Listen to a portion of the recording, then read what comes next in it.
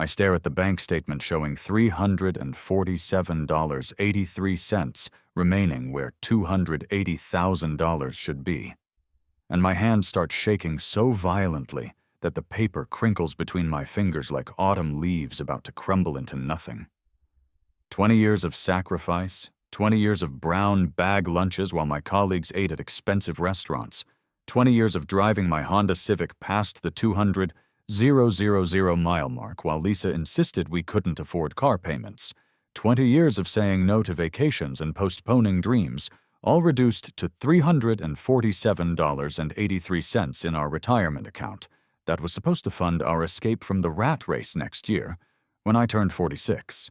The automated customer service voice drones on through my phone's speaker, confirming what my eyes refuse to accept, that yes, there have been multiple large transfers over the past 6 months, that yes, the account holder Lisa Chen authorized every single withdrawal, that yes, there is no fraud here except the fraud committed against my trust, against my future, against everything I believed about the woman sleeping peacefully upstairs while I discovered the smoking ruins of our financial life in our home office at 2:30 in the morning because I couldn't sleep, couldn't shake the feeling that something was wrong when Lisa claimed she couldn't find the latest bank statements and kept deflecting every time I asked about our retirement planning. My architect's mind, trained to build structures that last, begins cataloging the evidence I've been too trusting to see.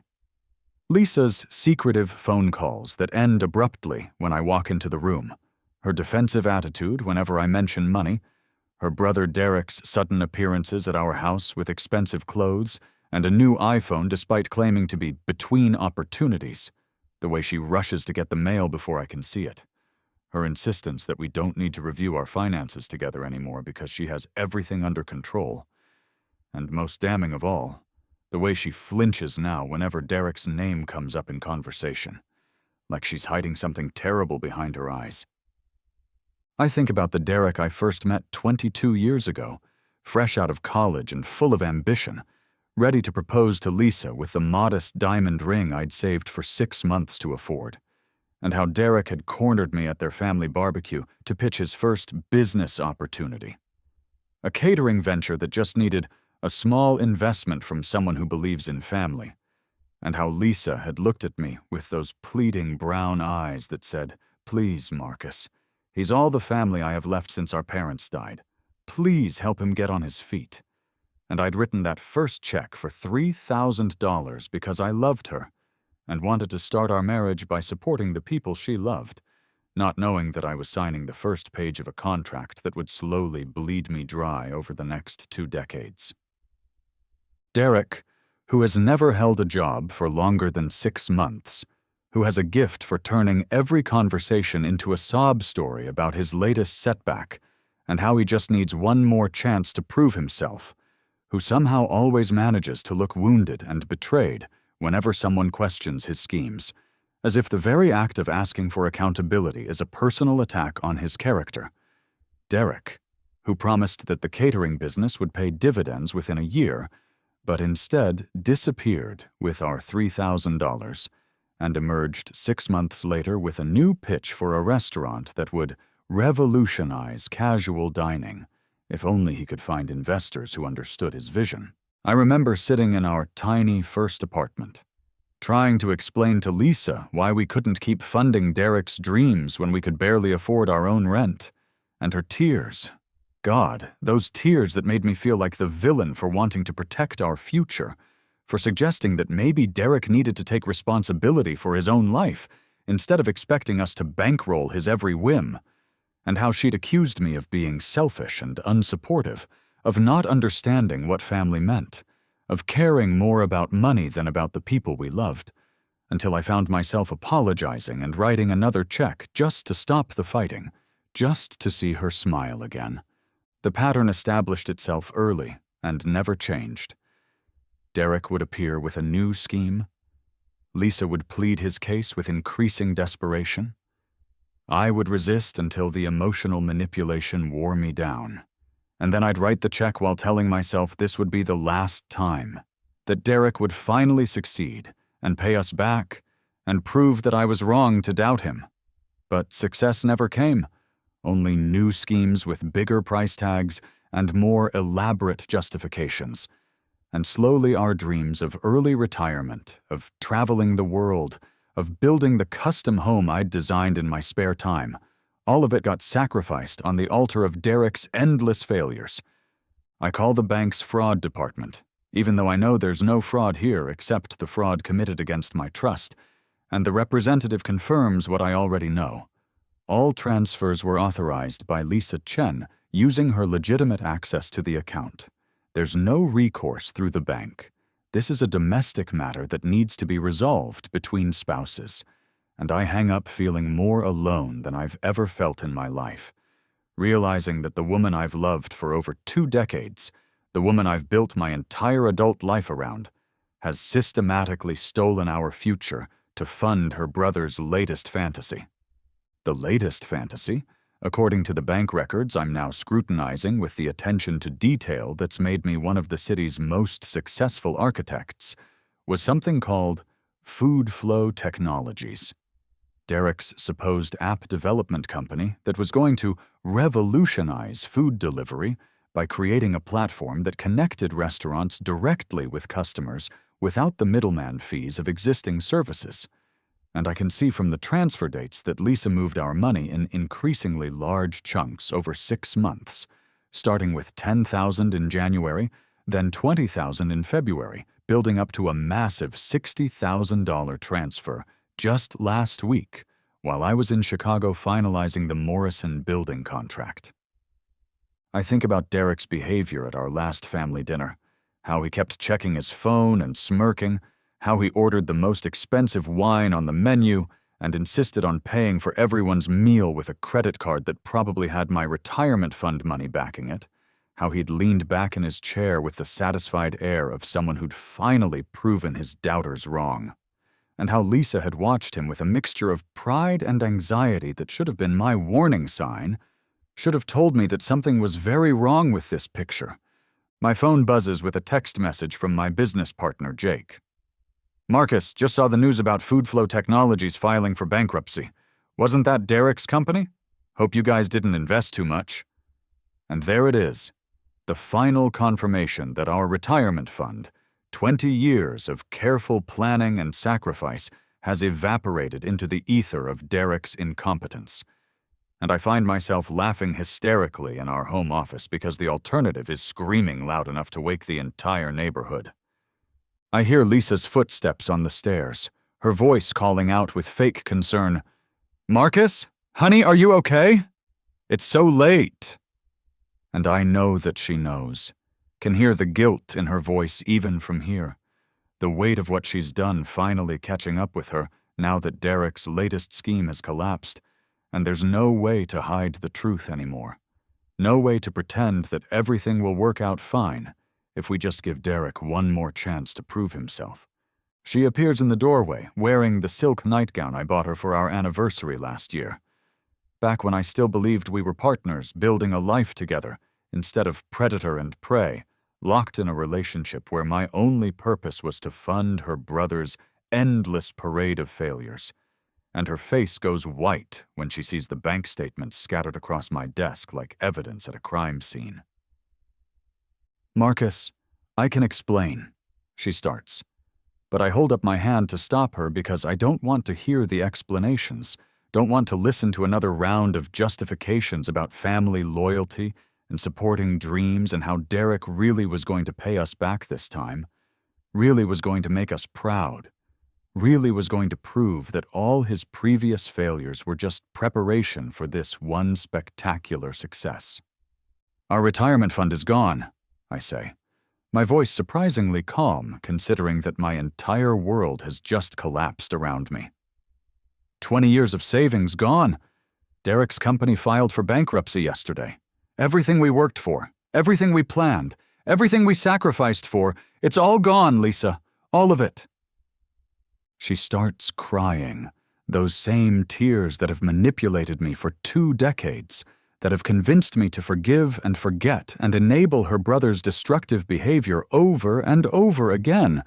But this time, the tears don't work their magic. This time I see them for what they are. Weapons designed to make me feel guilty for being angry about being robbed. Tools to shift the conversation away from her betrayal and toward my supposed lack of compassion. "He promised he would pay it back with interest," she sobs. "He showed me the business plan, the projections, everything looked so promising. And you know how hard he's been trying to turn his life around. And I thought this could be his breakthrough, the thing that finally makes everything worth it. But I'm not listening anymore because I've heard this speech before, heard variations of it dozens of times over the years, and I realize now that Lisa has never seen Derek clearly, has never acknowledged his fundamental inability to succeed at anything except manipulating his sister into funding his lifestyle, has never been willing to admit that her brother is a 43-year-old man who has spent his entire adult life avoiding responsibility and exploiting the people who love him. I think about my heart palpitations 6 months ago, the stress-induced episodes that sent me to the emergency room convinced I was having a heart attack, and how Lisa had held my hand and promised that she would take better care of our finances, would help me reduce the stress in our lives, would be more careful about Derek's requests for money, and all the while she was planning the biggest theft of all, the one that would wipe out everything we'd built together. I think about my parents' warnings when I first started dating Lisa, their concerns about Derek's influence on her decision-making, their gentle suggestions that maybe I should keep separate finances until Lisa learned to set boundaries with her brother, and how I'd defended her passionately, accused them of not understanding the trauma of losing parents young, of not appreciating how much Derek meant to her, and how I'd cut them out of my life for 5 years because I thought they were being unfairly judgmental about the woman I loved. I think about my friend Michael's bachelor party 8 years ago, when he'd pulled me aside after a few drinks and asked how I could stand watching Derek take advantage of Lisa, how I could enable the dynamic by constantly bailing them out, and how I'd gotten angry and defensive and told him he didn't understand family loyalty, didn't understand what it meant to love someone unconditionally, and how we'd barely spoken since then because I couldn't handle anyone questioning the choices I was making. I think about all the warning signs I ignored, all the red flags I explained away, all the times I chose love over logic and trust over self-preservation. And I realize that I haven't been a loving husband. I've been an enabler, a co-conspirator in my own financial destruction, and the realization makes me feel sick and angry and desperate to escape this toxic cycle that has consumed my life for 20 years. Lisa is still talking, still crying, still trying to make me understand why she had to betray me to help Derek, why she had to lie to me for 6 months while systematically stealing our future, why I should forgive her because she did it out of love, because family comes first, because Derek really was going to make us all rich this time, and I realize that she genuinely believes what she's saying, genuinely thinks that her motives justify her actions, genuinely cannot see that she has destroyed our marriage along with our financial security. "I'm done," I say, cutting through her stream of justifications. "I'm done with Derek, done with his schemes, done with being your ATM, done with this marriage. I want you out of this house by the end of the week." She stares at me in shock, as if she never considered that there might be consequences for stealing from me, as if she expected me to absorb this latest betrayal the way I've absorbed all the others, with resignation and forgiveness and the promise to do better next time. "You can't mean that," she whispers. "Marcus, we can fix this. I'll get a job, I'll pay you back. I'll never give Derek another penny, I promise. Please don't throw away 20 years of marriage over money." But it's not about money, not really, though the money matters more than she seems to understand. It's about trust, about partnership, about the fundamental understanding that marriage means putting your spouse first, not sacrificing them to enable your siblings' dysfunction. It's about the realization that Lisa has never really chosen me, has never prioritized our relationship over Derek's endless needs, has never been willing to see that her loyalty to him has poisoned everything we've tried to build together. I stand up from my desk, feeling older than my 45 years, feeling the weight of 2 decades of wasted effort and misplaced trust. And I walk past Lisa toward our bedroom to pack a bag because I can't spend another night in this house, can't sleep next to someone who has betrayed me so completely, can't pretend that there's any way to recover from this level of deception. "Where are you going?" she calls after me, panic creeping into her voice for the first time. And I realize she's finally understanding that this isn't just another fight we'll get through, isn't just another obstacle we'll overcome together, but the end of everything we've been to each other. "To a hotel," I say without turning around. "My lawyer will be in touch about the divorce proceedings." And as I throw clothes into my overnight bag, as I listen to Lisa's sobs echoing through our house, as I prepare to walk away from the life I thought I wanted, I feel something I haven't felt in years. Relief. Relief that I don't have to pretend anymore that Derek will change, that Lisa will choose me, that this toxic dynamic will somehow resolve itself if I just love hard enough and sacrifice long enough and enable thoroughly enough. I'm driving toward the Marriott downtown when my vision starts to blur, when the stress and exhaustion and emotional devastation finally overwhelm my system, and I pull over to the side of the road just as everything goes black, just as my heart gives out from the strain of losing everything I thought I could count on. But then I open my eyes, and I'm not in my Honda Civic on the side of Highway 101. I'm lying in a narrow twin bed in a room I recognize but shouldn't exist anymore, staring at walls covered with the architectural sketches and band posters that decorated my apartment when I was 23 years old, fresh out of graduate school, and full of dreams about changing the world one building at a time. I sit up quickly, my heart pounding with confusion and disbelief. And I realize I'm not 45 anymore. My hands are smooth and unscarred. My back doesn't ache from years of hunching over drafting tables. And when I stumble to the mirror hanging on the back of my bedroom door, I see my 23-year-old face staring back at me, impossibly young and hopeful, and unmarked by the disappointments that I remember living through. But I remember everything: Lisa's betrayal, Derek's schemes, the empty retirement account, 22 years of marriage that ended with me walking away from everything I thought I wanted, and I know with absolute certainty that I've somehow been given a second chance, that I've returned to the exact moment when everything started to go wrong, 3 days before I planned to propose to Lisa with the ring that's still sitting in my sock drawer. I look at the calendar on my wall and confirm what I already know. It's September 15th, 2001. 3 days before I planned to take Lisa to our favorite restaurant and ask her to marry me. 3 days before I would commit myself to a lifetime of enabling Derek's dysfunction and sacrificing my dreams to fund his failures. 3 days before I would sign away my future to someone who would never truly choose me over her brother's endless needs. The engagement ring box feels heavy in my hands as I pull it from its hiding place. The modest diamond that cost me 6 months of savings looking so small and innocent, representing everything I thought I knew about love and commitment and building a life with someone. And I realize that I'm holding a trap, a beautiful trap that would bind me to 22 years of financial manipulation and emotional betrayal.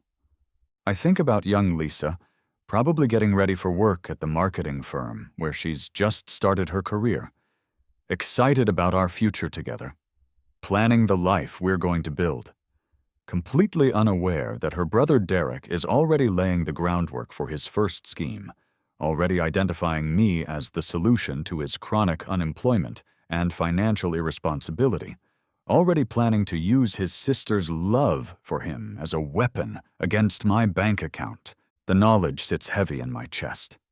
The weight of knowing exactly how every choice will play out, how every compromise will lead to bigger compromises, how every act of generosity toward Derek will be repaid with demands for greater generosity, how Lisa's inability to set boundaries with her brother will slowly erode our marriage until there's nothing left but resentment and broken promises and empty bank accounts. I remember Derek's smug face when he cornered me at that first family barbecue, how he'd sized me up like a mark, how he'd immediately started working the angles to figure out how much money I made and how likely I was to be generous with it, and how he'd probably already decided that I was going to be his meal ticket long before Lisa and I even talked about marriage. I remember Lisa's defensive reactions whenever I questioned Derek's requests for money, how she'd make me feel guilty for wanting to protect our financial security, how she'd frame every conversation about boundaries as a test of my love for her and my acceptance of her family, and how I'd failed that test over and over again by choosing peace over principle, harmony over self-preservation. I remember my parents' concerns about Derek, how they'd tried to warn me without seeming judgmental, how they'd suggested that maybe Lisa needed to learn to say no to her brother before she could be a true partner in marriage, and how I'd dismissed their wisdom as old-fashioned and controlling, not understanding that they could see what I was too love-blind to recognize. I remember the slow erosion of my dreams, how each of Derek's failed ventures took a little more of our savings, how each new scheme required a little more faith and a little more money, how our plans for early retirement kept getting pushed back year after year as Derek's needs took priority over our future, and how I'd convinced myself that love meant sacrifice, that partnership meant putting your spouse's family before your own needs. But I also remember the alternatives I walked away from. The job offer in Seattle that I turned down because Lisa didn't want to leave her brother. The investment opportunities I missed because our money was tied up in Derek's latest venture. The friendships I damaged by defending choices that made no sense to anyone outside our toxic dynamic. And I realize that I've been given a chance to reclaim the life I gave away. I think about my colleague Sarah Mitchell, the brilliant architect I met at that conference in Portland, who impressed me with her innovative designs and strong work ethic, who mentioned that her firm was looking for partners, who gave me her card and told me to call if I ever wanted to discuss opportunities on the West Coast, and I realized that Sarah represents the path not taken, the life I could have built if I hadn't been so committed to enabling Derek's dysfunction. I think about the tech stocks I could buy with perfect knowledge of which companies will succeed, the real estate investments I could make knowing exactly which neighborhoods will appreciate, the architectural firm I could build without the constant drain of supporting Derek's schemes, and I realize that I have the opportunity to create the financial security that Derek and Lisa will spend the next 22 years destroying. The phone rings, startling me out of my planning, and I see Lisa's name on the caller ID, and for a moment I'm tempted to answer, to hear her voice before I know all the ways she'll betray me. But I let it go to voicemail because I know that every conversation with her will make it harder to do what needs to be done, will weaken my resolve to choose my future over her brother's endless appetite for other people's money.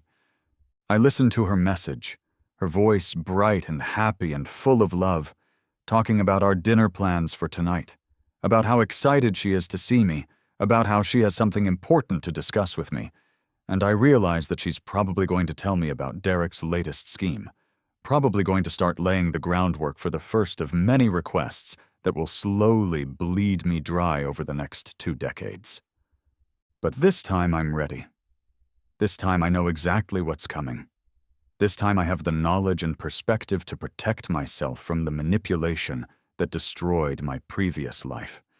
And I feel a sense of power and control that I haven't experienced since I was 23 years old and thought the world was full of possibilities. I call my boss at the firm and tell him I need to take a personal day, that I have some important business to handle, and then I drive across town to the jewelry store where I bought Lisa's engagement ring, walking in with the confidence of someone who knows exactly what he wants and isn't afraid to ask for it. "I'd like to return this ring," I tell the salesman, placing the box on the counter with steady hands. "I've changed my mind about getting married." The salesman looks surprised, probably not used to seeing young men walk away from engagement rings, probably expecting me to be heartbroken or uncertain, but I feel nothing but relief as he processes the return and hands me a check for the full amount I paid. I deposit the check into my personal account, separate from the joint account that Lisa doesn't even know exists yet. And I realize that this money represents my first step toward financial independence, toward building a life that no one can steal from me, toward creating the security that I gave away piece by piece in my previous life. I call the architecture firm in Seattle, the one that offered me a position 2 years ago, the one I turned down because Lisa didn't want to move away from Derek, and I'm amazed when they tell me the position is still available, that they've been hoping I would reconsider, that they're ready to make me a partner if I'm willing to relocate within the next month. "I'll take it," I say without hesitation, and I can hear the surprise in the hiring partner's voice, probably wondering what changed my mind so suddenly. But I don't explain, because how do you tell someone that you've lived through 22 years of marriage and learned that love without boundaries is just another form of self-destruction? I spend the rest of the day making lists, planning my escape from this life that I know will destroy me, researching investment opportunities that I remember being profitable, preparing for the conversation with Lisa that will end our relationship before it can become the financial and emotional disaster I remember living through. I think about the tech companies that are just getting started, Amazon and Google and Apple, all trading for pennies compared to what they'll be worth in 20 years. And I realize that I have the opportunity to build real wealth instead of watching it disappear into Derek's endless stream of failed ventures. I think about the real estate markets that will boom, the neighborhoods that will gentrify, the commercial properties that will appreciate beyond anyone's wildest dreams. And I realize that I can create the financial security that will make me immune to Derek's manipulation, that will give me the freedom to choose relationships based on love and respect rather than financial dependency. I think about Sarah Mitchell, brilliant and ambitious, and probably sitting in her office in Seattle right now, designing buildings that will change skylines and win awards. And I realize that she represents everything I want in a partner. Someone who builds things instead of tearing them down. Someone who creates value instead of destroying it. Someone who would never ask me to sacrifice my dreams to fund her siblings' dysfunction. When Lisa calls again, I answer this time, my voice calm and controlled, ready for the conversation that will change everything.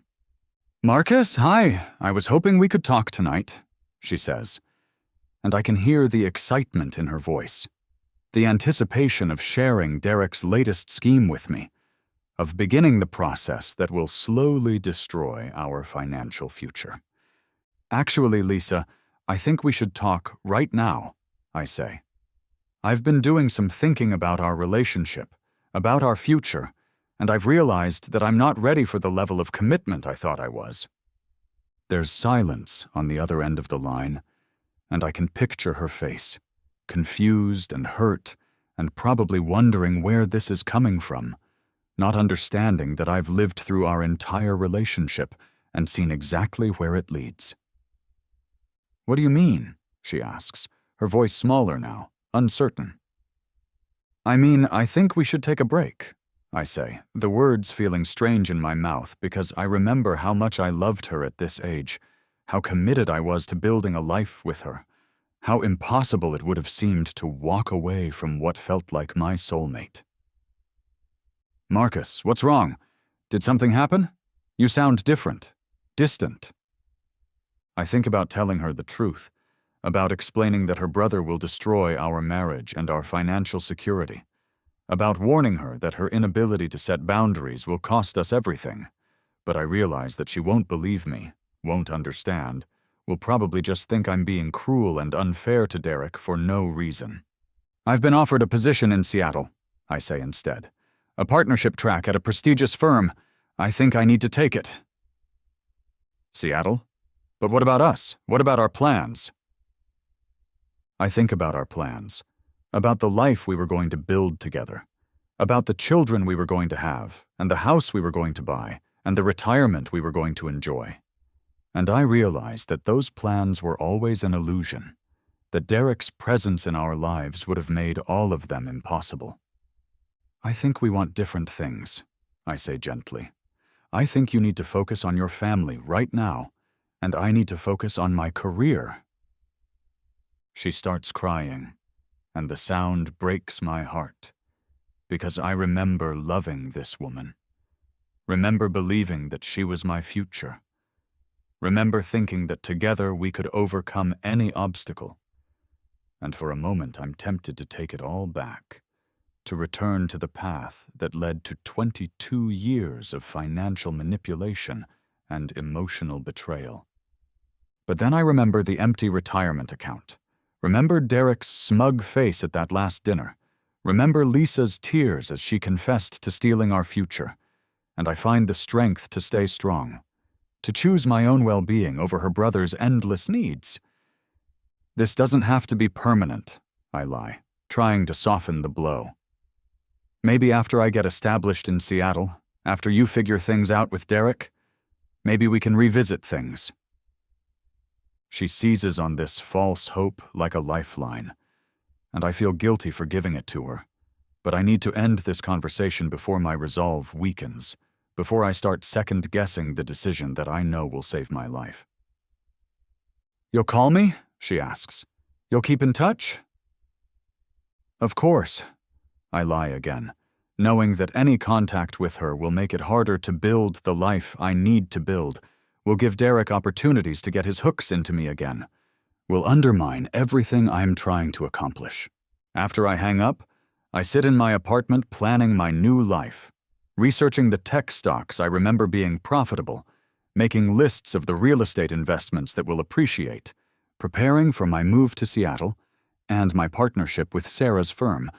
I think about the man I was at 45, beaten down by decades of enabling Derek's dysfunction, financially ruined by Lisa's betrayal, emotionally exhausted from years of fighting the same battles over and over again. And I promise myself that I will never become that man again. Will never allow anyone to exploit my generosity or manipulate my love. I think about the life I'm going to build, the financial security I'm going to create, the partnership I'm going to develop with Sarah, the children we'll probably have, the retirement we'll actually be able to afford. And I realize that walking away from Lisa is not a loss. It's the first step toward everything I actually want. The next morning, I load my possessions into my Honda Civic and drive north toward Seattle, toward a future that I'm going to control instead of surrendering to someone else's dysfunction, toward a life built on mutual respect and shared goals instead of manipulation and financial exploitation, toward the happiness that I gave away in my previous life, but reclaim in this one. As I cross the state line into Oregon, I turn off my phone so I can't be tempted to answer Lisa's calls, so I can't be drawn back into the toxic dynamic that nearly destroyed me, so I can focus completely on building the life that Derek and Lisa will never again have the opportunity to tear down. And for the first time in decades, I feel truly free.